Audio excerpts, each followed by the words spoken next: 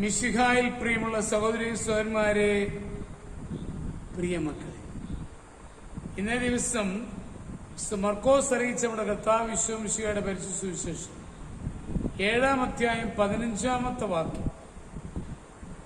Saint Mark's gospel chapter 7 verse 50. പുറമേ നിന്നുള്ളിലേക്ക് കടന്ന് ഒരുവനെ അശുദ്ധനാക്കാൻ ഒന്നിനും കഴിയില്ല. എന്നാൽ ഉള്ളിൽ നിന്ന് പുറപ്പെടുന്നവയാണ് അവനെ അശുദ്ധനാക്കുന്നത്. പ്രിയമുള്ള സഹോദരങ്ങളെ, ഒരു മരുമകൾ ഭർതൃഗൃഹത്തിലേക്ക് കടന്നു ചെന്നപ്പോൾ അമ്മായിയമ്മ എല്ലാ കാര്യങ്ങളിലും അവളെ കുറ്റപ്പെടുത്തുവാൻ തുടങ്ങി. അവൾ ഉണ്ടാക്കുന്ന കറികൾ ശരിയല്ല, അവൾക്ക് വൃത്തിയില്ല, അങ്ങനെ ഏറെ പരാതികൾ. ഞാൻ മകളുമായി സംസാരിച്ചപ്പോൾ പറഞ്ഞു, ശരിയാണച്ചാ, ഞാൻ കഴുകുന്ന പാത്രം അമ്മ ഒന്നുകൂടി കഴുകിയേ ഉപയോഗിക്കത്തുള്ളൂ. എല്ലാത്തിലും കുറ്റമാണ് കണ്ടുപിടിക്കുക. ഞാൻ എന്തു ചെയ്യാനാണ്? ഈ വിഷമത്തോടുകൂടി രണ്ടുപേരെയും കേട്ടു. രണ്ടുപേരോടും പറയാവുന്ന രീതിയിൽ പരസ്പരം സ്വീകരിക്കുവാൻ ആവശ്യപ്പെടുകയുണ്ടായി.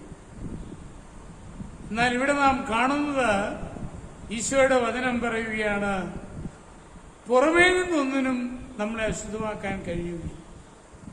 നമ്മുടെ ഉള്ള് മോശമായതുകൊണ്ടാണ് എല്ലായിടത്തും നമ്മൾ കുറവുകൾ കാണുന്നത്. നമ്മുടെ ഉള്ളു നന്മയാണെങ്കിൽ എല്ലായിടത്തും നന്മ കാണുവാൻ നമുക്ക് കഴിയും.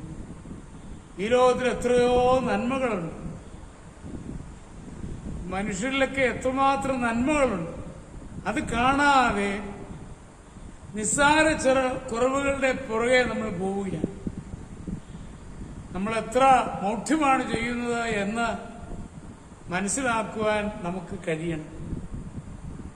നമ്മുടെ ഉള്ള് പരിശുദ്ധമായിരിക്കുമ്പോൾ, നമ്മുടെ ഉള്ള് നന്മ നിറഞ്ഞിരിക്കുമ്പോൾ നമുക്ക് മറ്റുള്ളവരെ നന്മയോടെ കാണാൻ കഴിയും.